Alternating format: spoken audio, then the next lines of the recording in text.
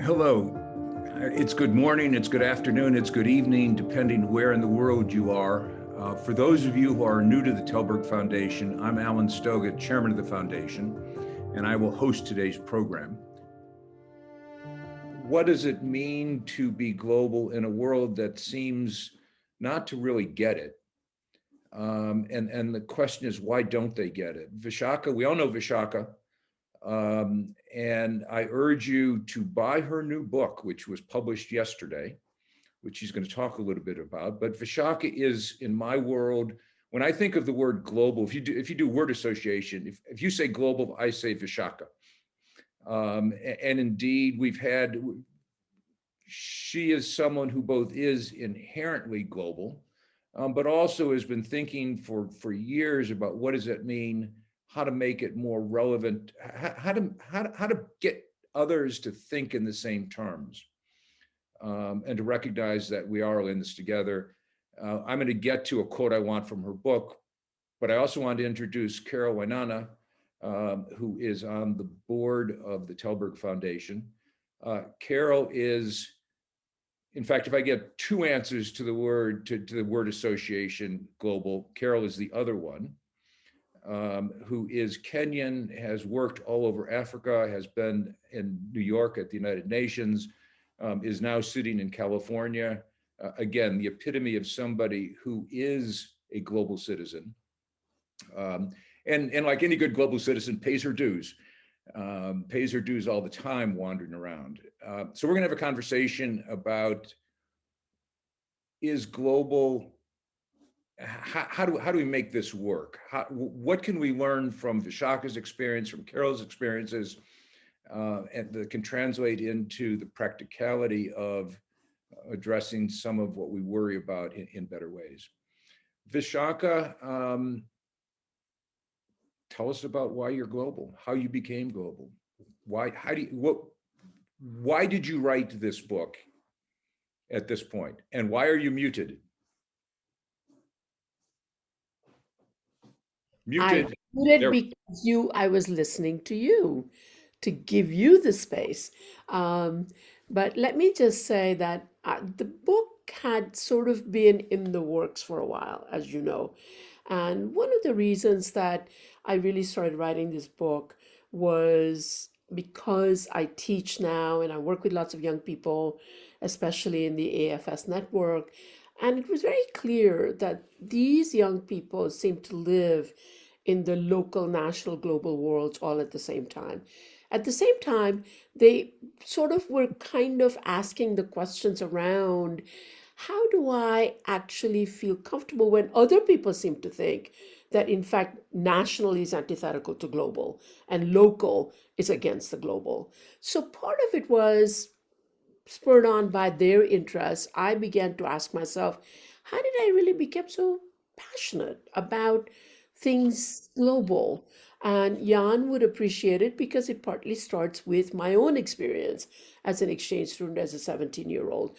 But it also made me think about not so much who I am, but how did I become who I am?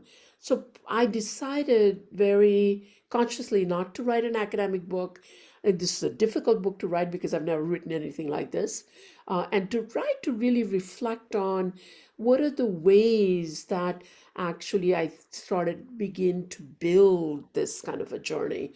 And I realized that the world as family, as a title, which goes back to 3,000 years ago. It's quoted. It's actually very well known in India. Some of you will know that too. Vasudeva Kutumbakam. Everybody uses it. Everybody uses it almost as cliched as the word global has become, right?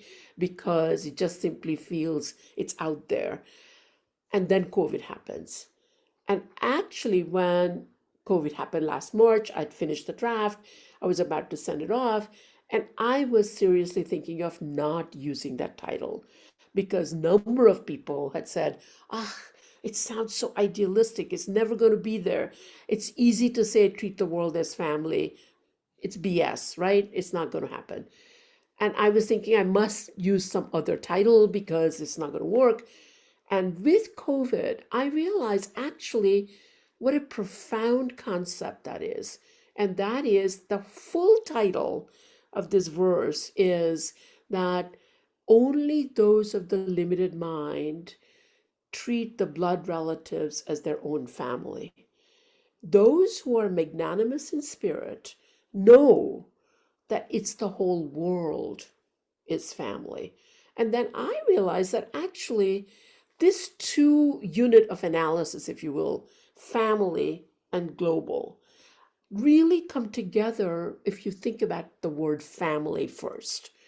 What does a functional family, let's put it this way, teach us? And I come from a family of big 7 kids and lots of people around me, and what I learned in my own family. And that was that within a family, if it's healthy and functional, actually, you learn to be an individual in relation to the unit. You also learn to give up grudges sometimes because that's the only way you can keep the family together.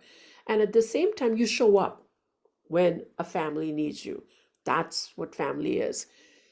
And then I realized if you apply that to the world, we recognize that our global family is totally dysfunctional because, in fact, we can't think about independence and interdependence in the same breath. And we need to think about that. Now, I know, Alan, you would say, yeah, but the whole thing with COVID shows us that how broken we are. My hope is that as broken as we are, we better start thinking about that idea of independence and interdependence and relationship between the two.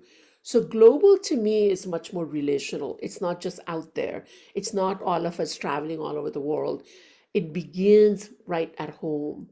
How we think about people different from us, how we think about other people, and how do we put ourselves in their shoes and try to actually recognize that it is our self interest to think of the world because climate crisis, pandemic crisis, these crises are not going to go away and they don't know any borders.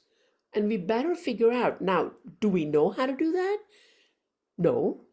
Do we actually think that there are systems? I mean, even with UN, WHO, all of these, we have not, they're very much products of post World War II when we didn't want to have another war like that. But we better figure out how to imbue these institutions with the idea of interdependence, not just the idea of national sovereignty coming in and showing their self interest. And Jan can talk about it much more than I can, but it just seems to me that we really need seriously to philosophically and operationally think about these two pieces. And that's the reason the book is really a way to chronicle my journey, excavate the details, the problems that occur with this idea of belonging in multiple locations. So, the second part of the title, A Journey of Multi-Rooted Belongings, is to actually say what our scientist friends remind us all the time, which I talked to Rafa about in Nairobi, and that was that they know that biodiversity is actually good for the planet because of the stability it brings together.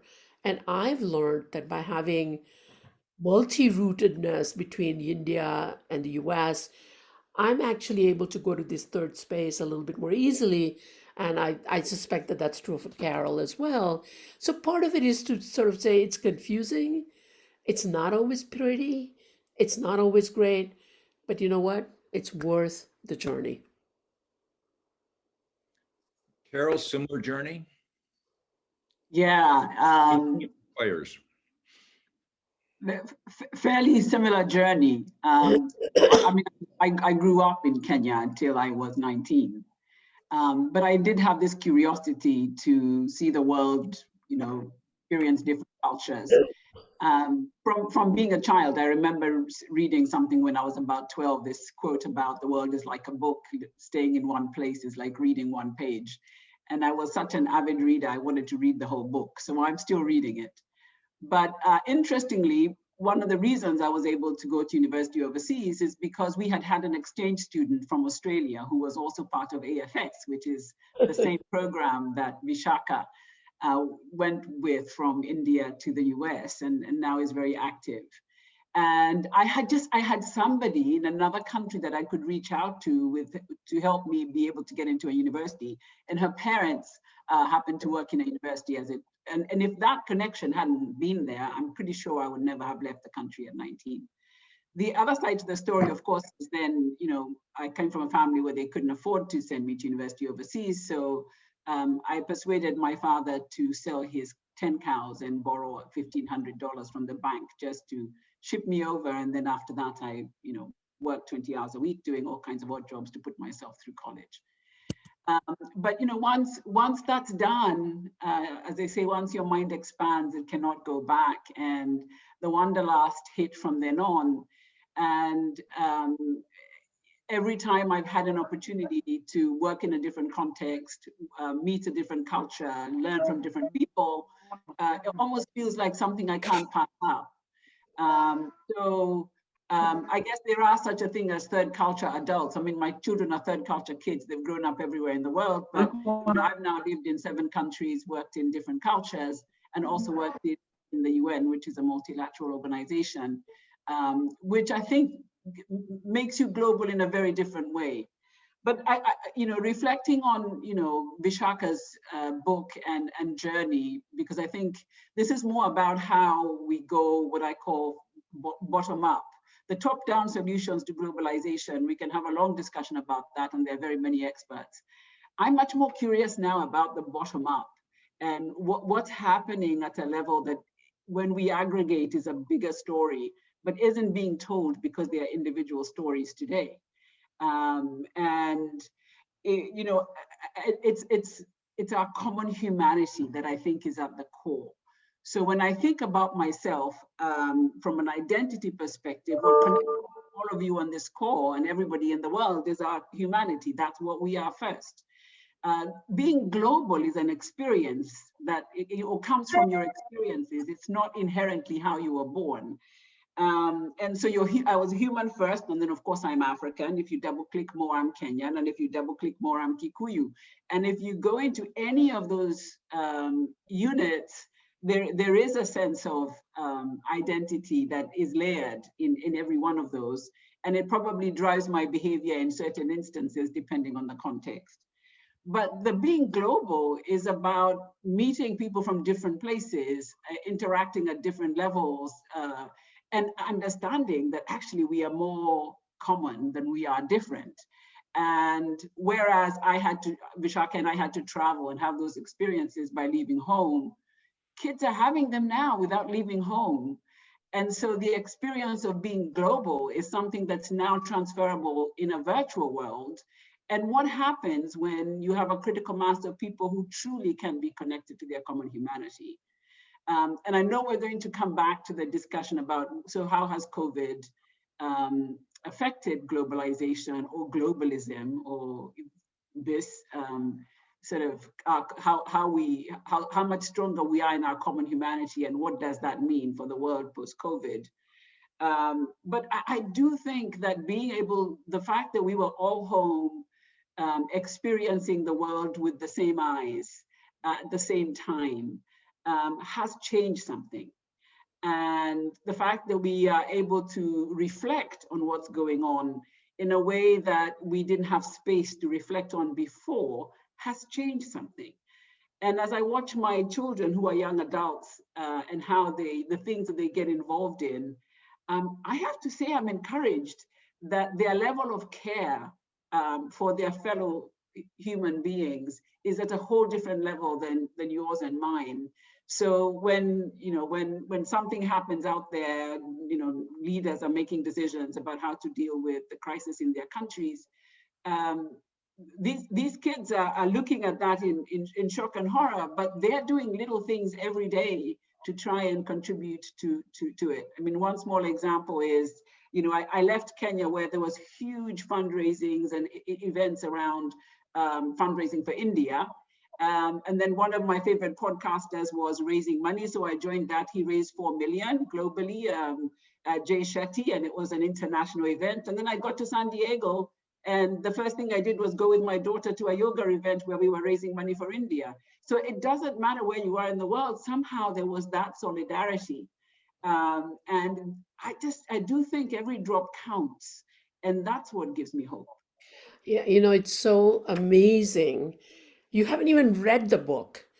And it's like things you're saying, third culture kids, young people, all of the stuff I actually talk about in an intense way in the book.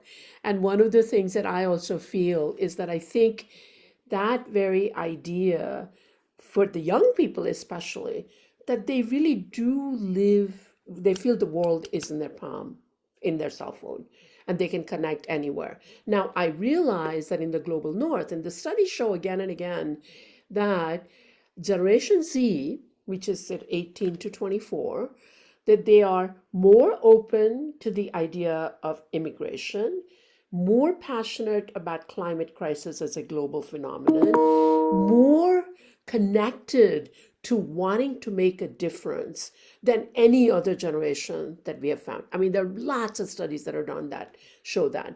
The other thing is that they also seem to understand that in the global north, it's also true that you can become very cliquish very quickly, so that you're only paying attention to things that you know and people you know. But we also know that in the global south, the cell phone and the World Wide Web is used very differently. So in Indonesia and in places like India, where their immediate background is limited, they are actually using the internet and the social media to connect across the world. And we're doing this big project, as you know, on Youth in a Changing World at Columbia, and we've done work in Nairobi, in Brazil, India, Istanbul, now Paris, also in America. And increasingly in the global south, kids are saying, I want to know what's going on, not in America, not in Europe, but in other parts of the world. And they're connecting constantly with each other. So there is something about the ease with which they're connecting. At the same time, I mean, I realize that one of the things when we did the first big cross-cultural conversation after COVID in the Youth in a Changing World project, and we had 80 kids from maybe 45 different countries, and we did similar thing at AFS. The one thing that they kept asking is, with all the science in the world, with all the money in the world, with all of the different possibilities that we could have done, why is it that we utterly failed? And they, of course, were saying, you people of the different generation, why are the systems so inadequate? We know that there is a possibility of doing this together. But you're right that I think that individually there's a ton of people who really care about this and they can come together, but the systems are not set up. That actually the barriers come up in terms of the intent, aspiration, versus where the systems are. Let me push back just a little bit, Vishaka, because this is not the first time we've seen a youthful generation rallying to global issues. It's not the first time we've seen massive demonstrations in streets. Essentially, the average age is 18, 19, 20. We are all old enough to have lived through the 68, 69, 70. And that was global. That was youth. That was change. And arguably, the impact, you can make a case the Vietnam War ends, although I think the connectivity there is a little bit difficult. But certainly you didn't get the kinds of changes that we would have liked to have seen in the systems. What's different now is a really interesting and profound question, because the notion that kids, young people, are active, are progressive, are liberal is not new news. It's old news, in fact. Is the internet enough? Is social media enough to create some new consequence of this? Perhaps. Are the systems sclerotic enough,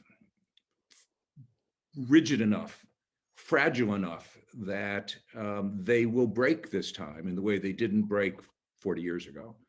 And that could create, it would seem to me, the opportunity. Systems don't like change. Systems like to reinforce and continue. Absent change in the systems, even in your book, you make the point, and to read one sentence, against the probability of the world reverting to parochial national interests, the idea of embracing a new kind of global, one that truly creates a family of humankind, interdependent and mutually responsible, seems daunting and audacious, but also essential. And I'm sure we would all agree with that. The question is, How? if or are we Well, get the 70s and 80s again? yeah, I mean, there are a couple of things, and I agree with you that, we've seen this movie before because we were the products of the 60s, some of us, and that I recognize that. But I do think that the communication and the activist agenda and what Carole was talking about, where I just got a note from a 13-year-old grandniece who is raising money for people in Bihar, and they are talking about where else are the problems and what can they do. There is something about the ease with which people connect, and that's because of the communication. Also, the movement of people is at a very different place than where it was before. And there are lots of people who are coming from different parts of the world right in our own backyard. We're living cheek by jowl in many parts of the world. I recognize that with that, as philosopher Du Ming said a long time ago, about 25, 30 years ago, and that is that balkanization and globalization are the two sides of the same coin. So it's very natural when things seem to change in front of your eyes that people will want to protect their little perch, their little, and put up borders. I mean, it feels natural because one is too fearful because we haven't worked hard enough to actually, what Carole was talking about, to have the curiosity about people who are different from us, to have empathy for people who are different from us. I think that that work needs to happen, and it's a long haul. But the young people, I do think, believe that. Young people are traveling more than ever before, not just through exchange programs, but in fact, in terms of just, and they say, we know this from again, various data, is that they say that they're going also because they want to not just go and check the monuments. They are going to actually get experiences in those places of the world. So there is something else that's going on. And maybe I'm not being too romantic nor too naive. So I do think that there is something that's different, and lots of people on this call would have a lot to say about that. So that's one part of it. But the other part is what Carole was talking about, and that is that how do we harvest and harness group of people who actually are in this place? And there are a lot of us, not just a few of us.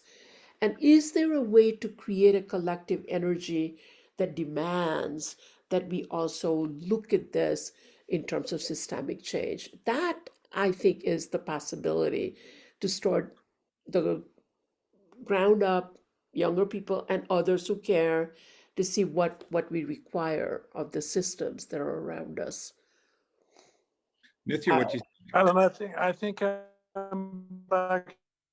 we think you're back. Welcome back, Jan. Well, I lost you. I have problems with the internet. I'm now connecting through my iPhone. We can Thank hear God you. for Apple. So I start from scratch. I don't know whether you have a summary to make. What are the key points in 1 minute, Alan? We have, Vishaka and Carole have both talked about how they have evolved as, my words, not theirs, global citizens, of people who are comfortable not just moving around, but thinking about the world and its challenges and its opportunities in this multi everything context, this global context.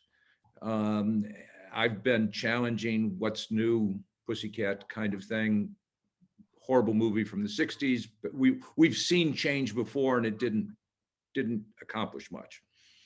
And the question now, as Vishaka just again summarized, and I'm about to ask Nithya for her take, is how do we take advantage of the sense, certainly among those, the Tällberg community, that think we can only solve problems at a global level?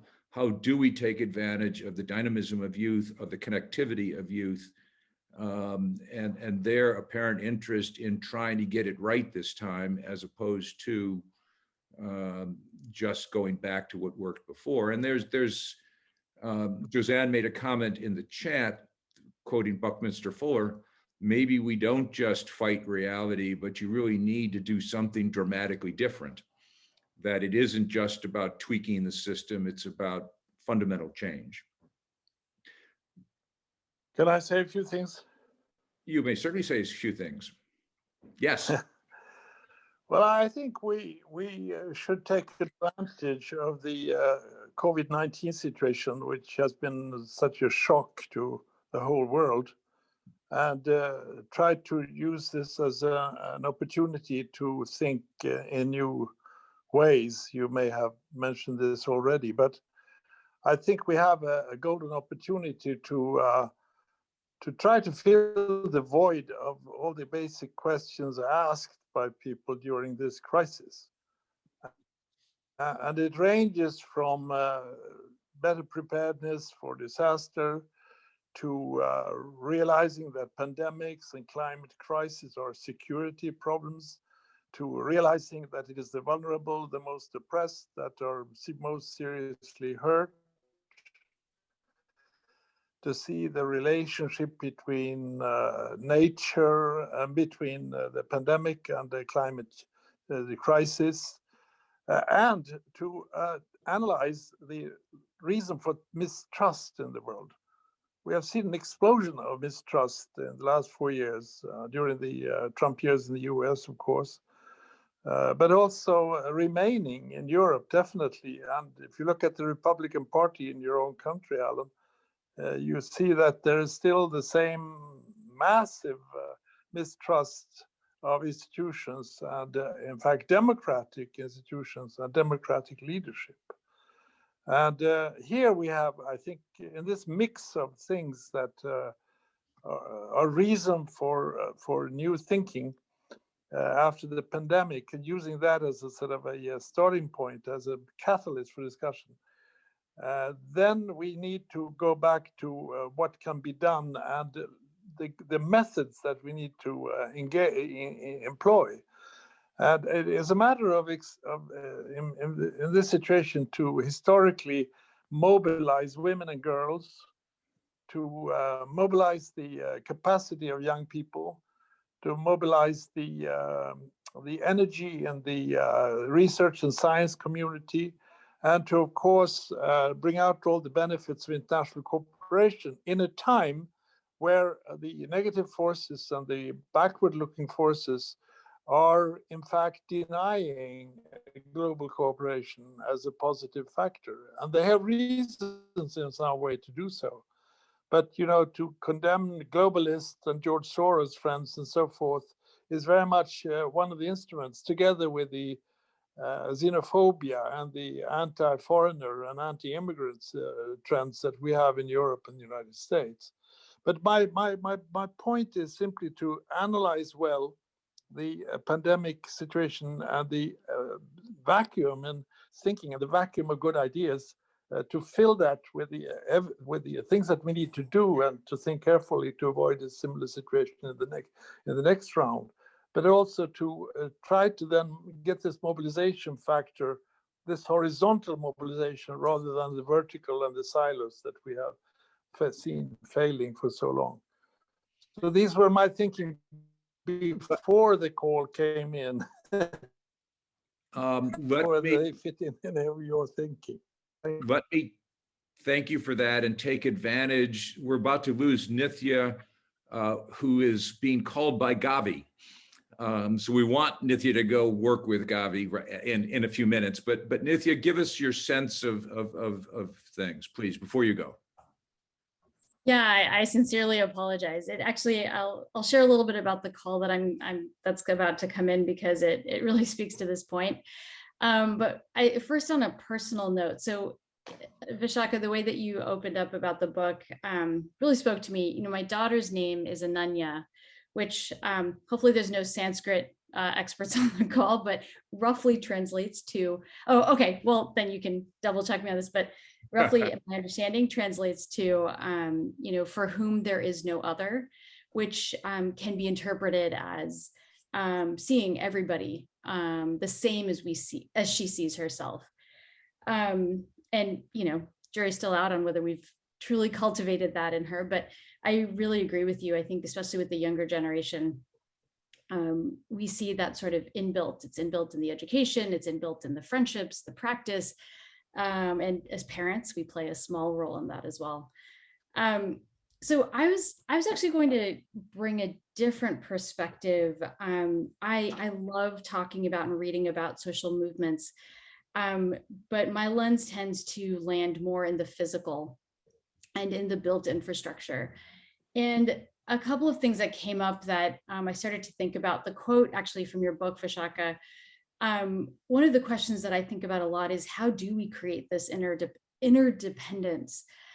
And, you know, not to speak to something that's so trite, but with COVID is to some extent this leveling, where literally for one of the first times that I know of in at least my history, every single person on earth needs a shot of pretty much the exact same thing. So yes, there's some differences, but not a lot. You know, Moderna, Pfizer, Johnson & Johnson, AstraZeneca. And so there is this kind of moment that we are living in right now, where literally we are all waiting for this shot in the arm. It is more powerful than a moonshot, because literally our lives are depending on this. And one of the great opportunities that I see in this moment, not to be opportunistic per se, but, you know, I love the Buckminster Fuller quote, and I would argue that status quo right now and the systems that promote that status quo right now look like kind of what's happening, which is we're so used to shipping around, you know, donated equipment, right? Like, let's send tens of thousands of oxygen concentrators and ventilators. And the question that always comes up for me when I see this situation is, what are we doing about local manufacturing? What are we doing about building out the local systems so that that oxygen concentrator doesn't end up in a graveyard? And we have this opportunity right now to be thinking about health systems. And those systems are inherently, as like supply chains are global, right? Like a disruption in India literally leads to a disruption in product production here in the US. So we have these interconnected supply chains. So that interdependence is actually there when you look at the physical infrastructure. And it's, I think about actually acknowledging that interdependence, being okay with it, accepting it, rather than, you know, the nationalist, rather than saying like, you know, we don't need the, you know, we don't need your oil, your resources, whatever. Let's also not take a colonialist approach to it, but rather really we're in this together, and our supply chains depend on each other. The production and distribution of our vaccines depend on each other. And so one of the things that we see is that with better data that actually highlights this collective intelligence that actually indicates what's working, what's not, and where that interdependence actually comes up, we're actually able to create a much more cohesive and credible shared narrative.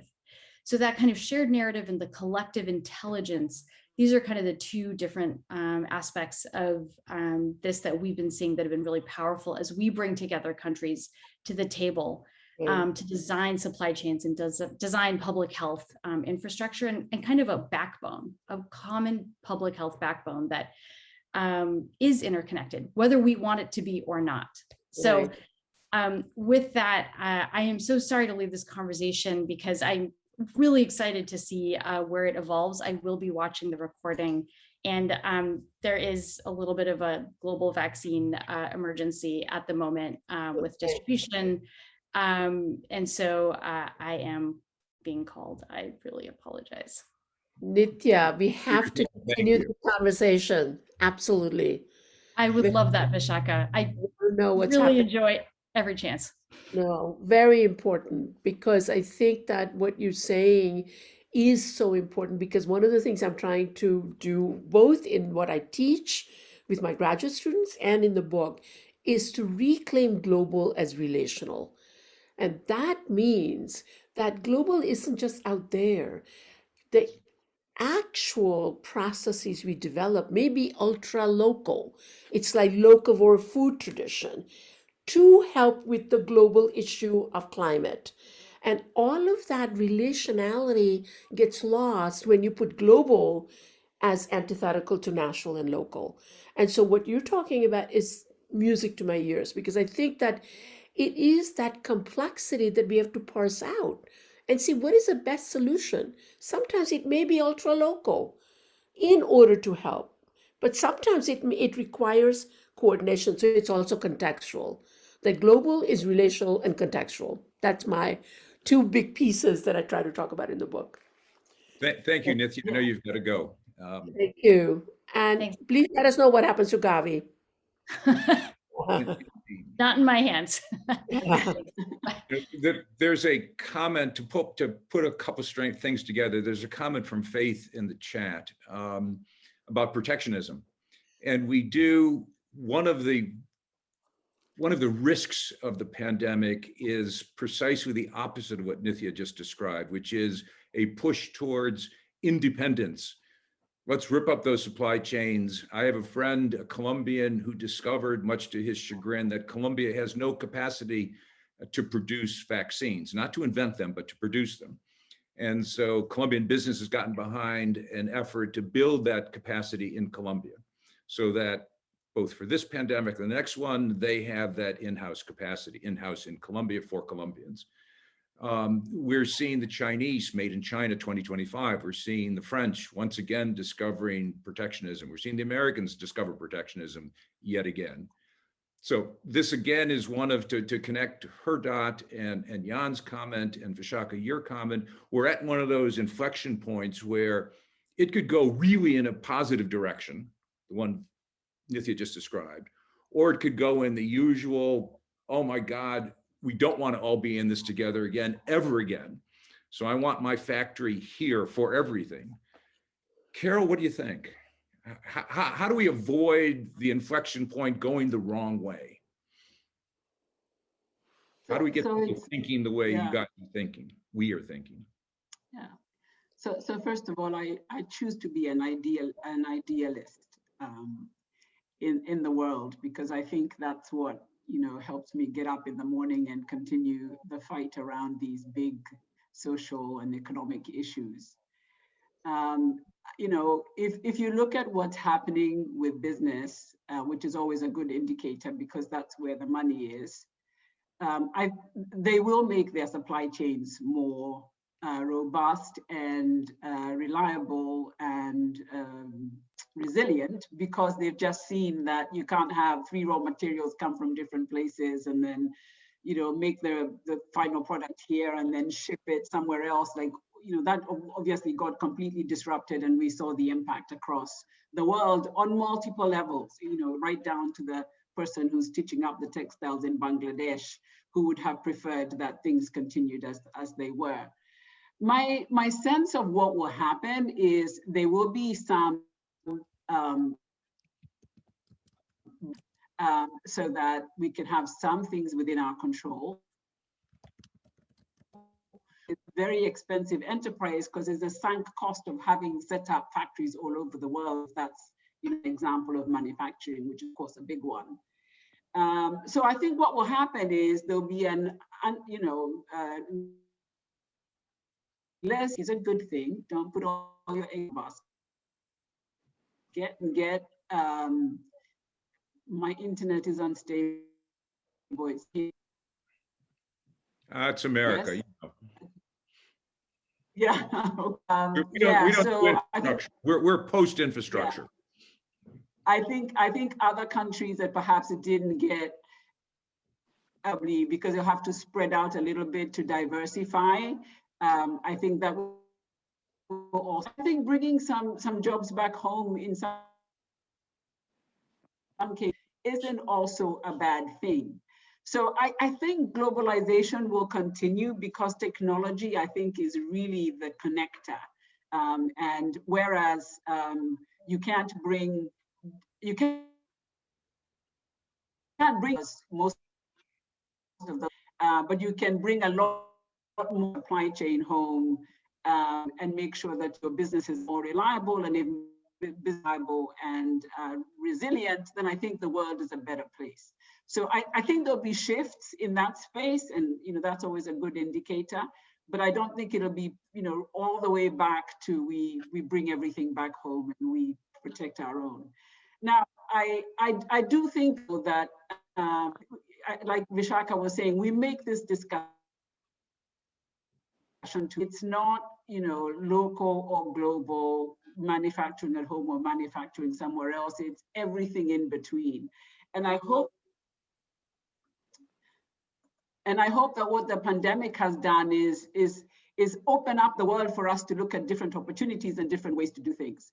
I mean, a good example of what I believe was accelerated by the pandemic is the African Union and the Africa CDC, that this is my continent. It's taken a long time to do anything in Africa across 54 countries. And of course, 54 small, non-viable chunks isn't a great way to try and run a continent, but that's what we have. And when everybody turned their back on Africa during the pandemic because they had to take care of their own issues at home, suddenly the African Union and the Africa CDC have been the most productive. The Africa Free Trade Area Agreement has been more accelerated. There's been quite a number of collective projects that are helping the Africans that for sure would not have happened in the pandemic. And I hope then that continues beyond the pandemic, because we've seen what that can do, and the fact that people have now connected, there is a little more trust. It'll take a bit of time, but I think that will happen. I do think, though, the game changer, and this is where perhaps after everything we've seen in terms of, I have not much hope in top-down solutions. I think the institutions will continue to change at the margins to try and address global solutions.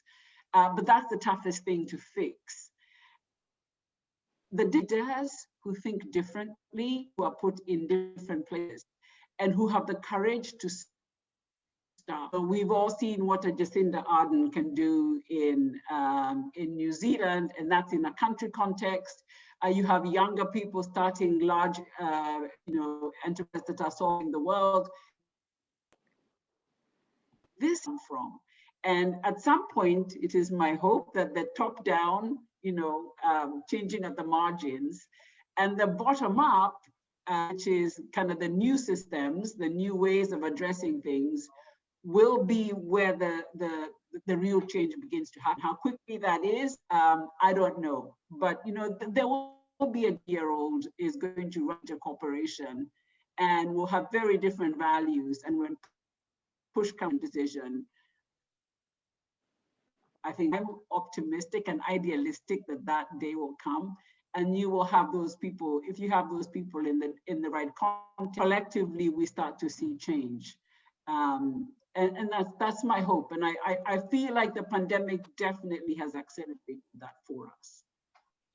I think it's a fair point to make that the pandemic for many has demonstrated the failures of the system. Vishaka, you make that point in the book. If you thought the system was working well, however you got to that conclusion, you certainly don't think it's working well now. And so the opportunity there, it is the emperor has no clothes and just standing there in the middle of the street right now. And so again, the challenge is who's going to do what, other than another 1968 kind of moment. Tom, what do you think? Oh, I'm sorry, Vishaka.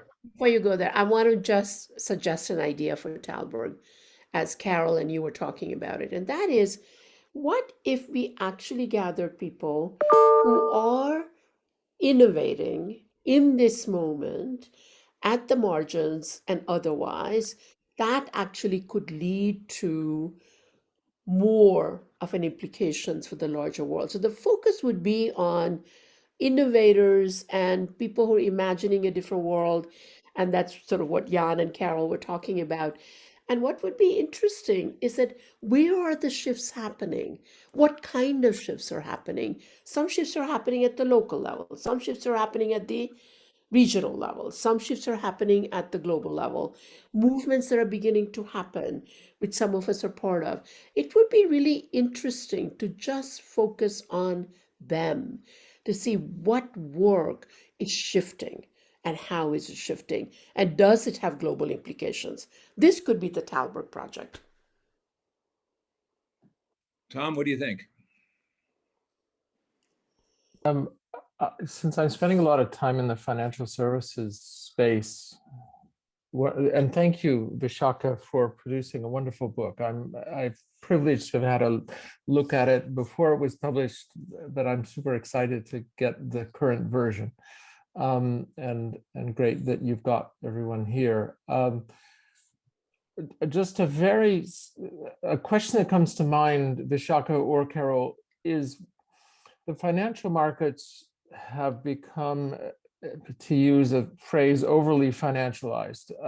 You know, of the total amount of money that is actually put in a large bank, less than 30% actually ends up in the real economy in some form or another.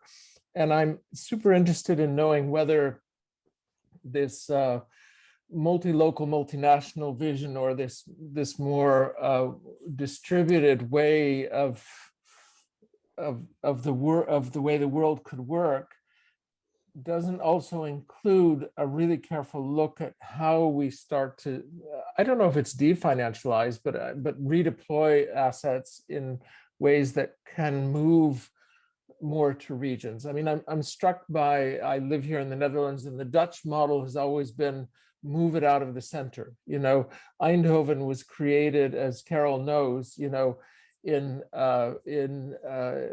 or Philips was created in Eindhoven in 1895, 10 years before there was electricity in Eindhoven, in order to build a light bulb factory. You know, this idea of distributing this capability, and we have so much knowledge that is in so many places in the world now, thanks to, as we know from the Tällberg Prize. But how do we move the assets? How do we move the financial system in a way that really takes advantage of this new form of human intellect distribution, and, you know, a distributed way of looking at things, or contextual, Right. relational, as you described it? You know, it's interesting you mentioned that. I sit on the Doris Duke Foundation. And one of the things led by Ford Foundation and other foundations is that they're beginning to think about how you distribute money. And that the whole idea of it's just an example, but whole idea of foundations has been that you preserve your assets and you give away only 5%. Then COVID happens, and people began to say, wait a minute, this is not good enough. And the organizations we support can't go out and get a loan. So, what if we, the foundation world, actually create a bond issue and we take the loan?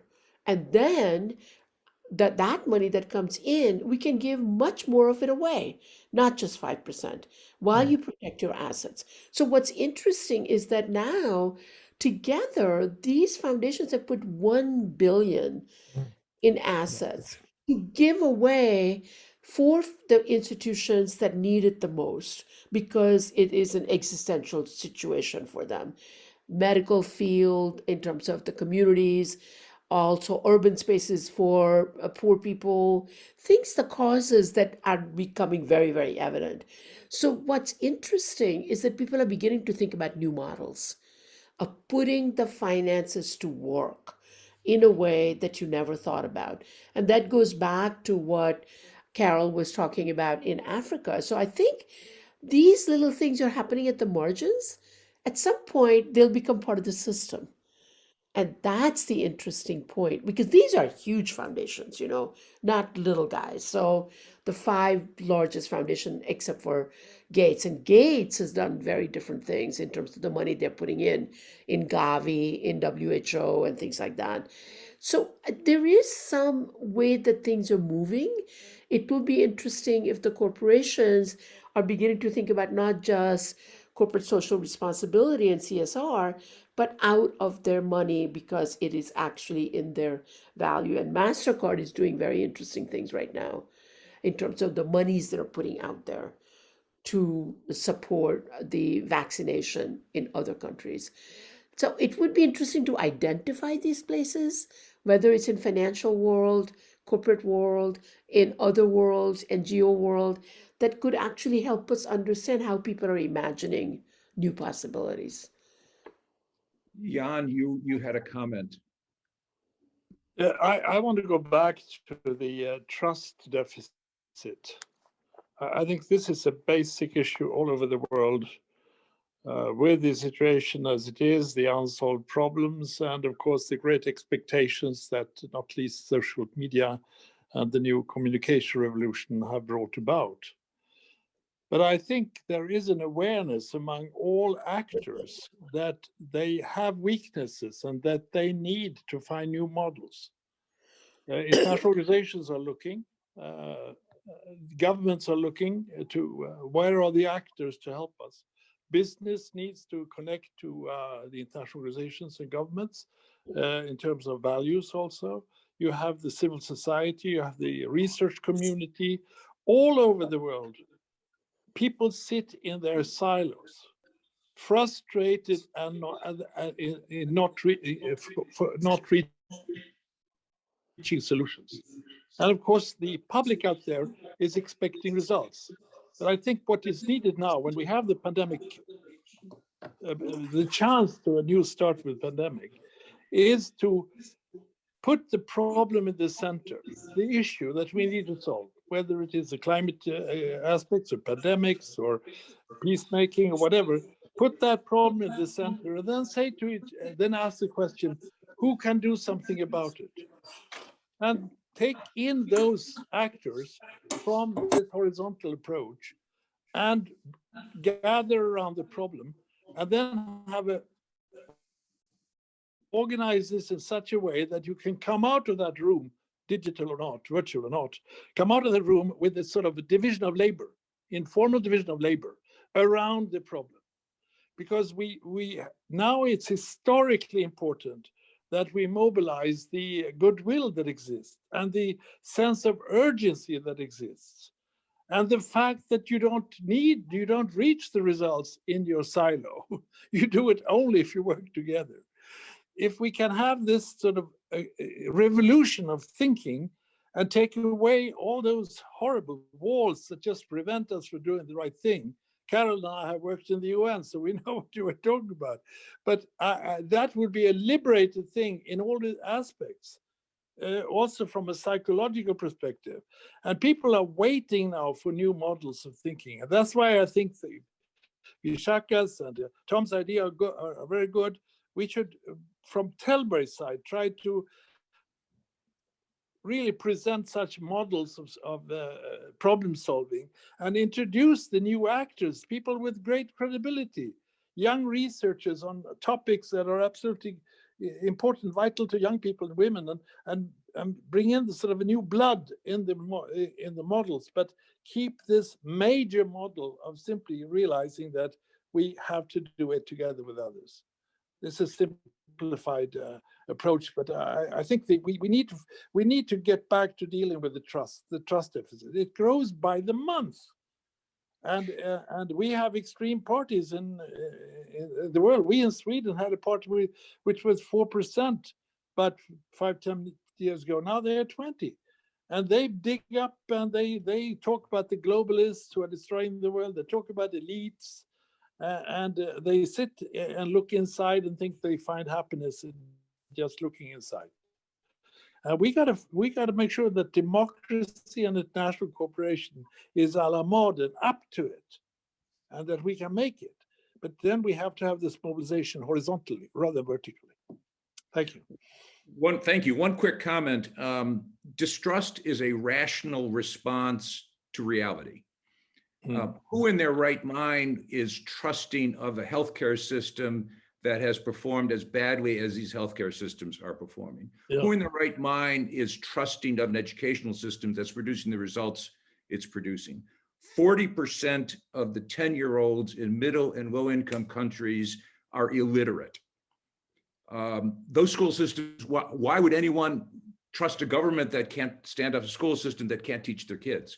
So I think we've got to, I agree with you, there's a huge and growing trust deficit.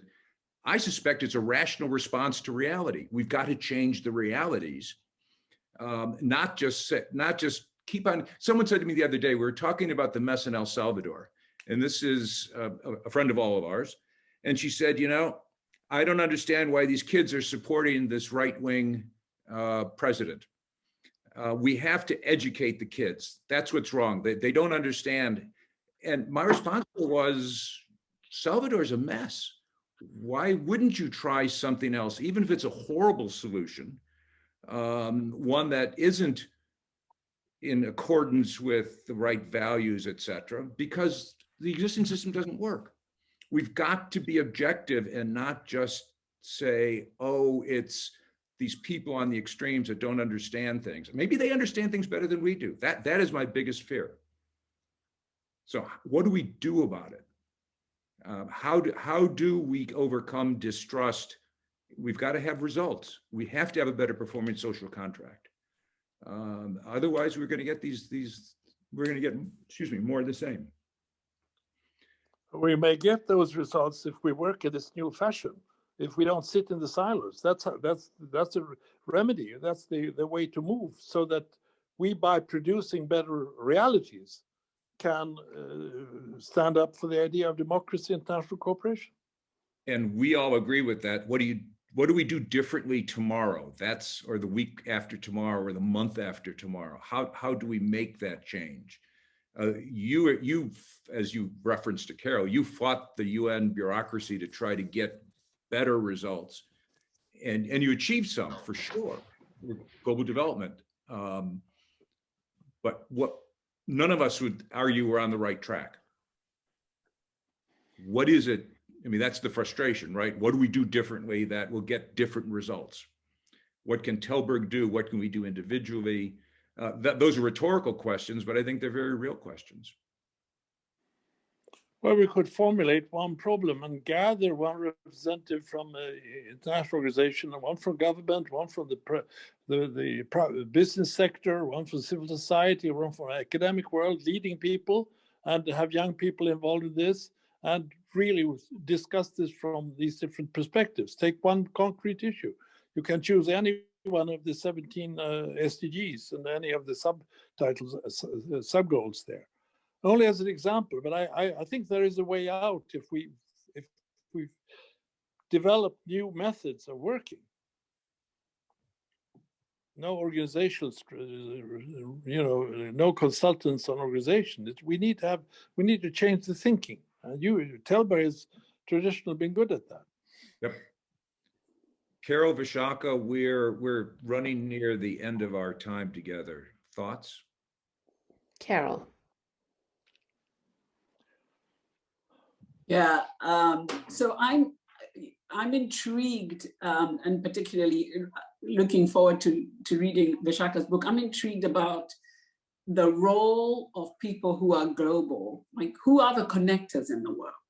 Because everything we've talked about requires, and I like Jan's suggestion of put the problem in the middle, get the complementary set of stakeholders who can address that problem on the table. I think we've been trying to do that, but people come with different agendas and we still don't make as much progress as we could. And one of the things I've been involved in over the last few years is, shall I call it kind of the software of making these partnerships work, which actually goes down to a very human level rather than focusing on the content or the issue. It starts with who are we, why are we here? And why are we the right people to sign up for this? And having those conversations occur before you even dive into the problem that you're trying to solve. And we normally shy away from those discussions because they feel like we just need to get to the heart of the matter. But you can't build trust if you can't be human. And I think that's, and then once you connect at that level of human and essence, then over time it's the consistency that builds that trust. So I'm intrigued about how we do more of that and our roles as global citizens, Vishaka. I certainly feel like I bridge and connect worlds, both public sector, private sector, West Africa, and I try to kind of work in those connections where I can build trust on this side and build trust on this side and bring the right people together. So I feel like we have a moral obligation, and many of us on this call probably are similar. And then we need to work, I think as someone said, across ages, across perspectives, because it's the and, it's improv. We don't know how to solve these problems uniquely, but if we put the right people together, we'll get the right ideas. I You're on mute. muted myself. Okay.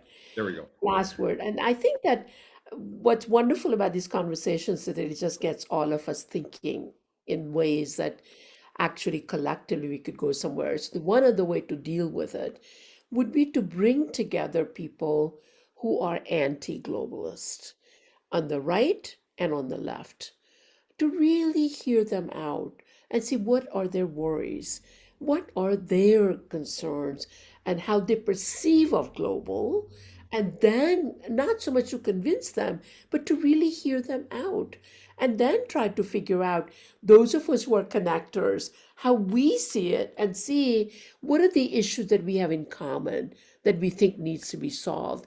So another one would be to really think about bringing a few people who are, what's hard is to also find people who are not just ideologues, but who have considered opinions on either side so that we can at least open up the conversation. Because what I have learned is that when people are very much ideologue, it's impossible to actually penetrate. But it will be important to have something like that. So let me just say thank you, all of you, for joining us for this conversation. And I hope that the book will help catalyze more conversations, because that's the purpose of writing this book. And I also would love to hear from you what you think it brings up as questions, comments, things you don't believe in, things that you have real problems with. I'd love to hear from you. So thank you. And thank you, Alan and Tällberg family, for organizing this. Thank you, Vishaka. Just three quick things, actually.